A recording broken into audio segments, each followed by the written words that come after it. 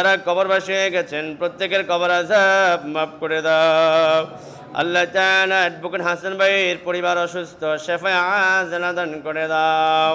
আল্লাহ তাআলা মহারাজ সাহেবের সন্তান সহকারে এলাকার যত মায়ের সন্তান অসুস্থ, শেফায়ে আজলা দান করে দাও। আল্লাহ তাআলা মসজিদ কমিটিকে আল্লাহ তাআলা কবুল আর মঞ্জুর করে নাও।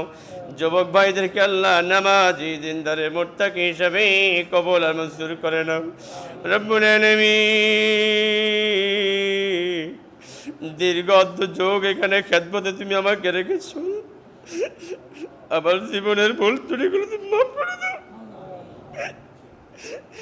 আল্লাহ আমার ভুল ত্রুটিগুলো আল্লাহ তুমি মাফ করে দাও।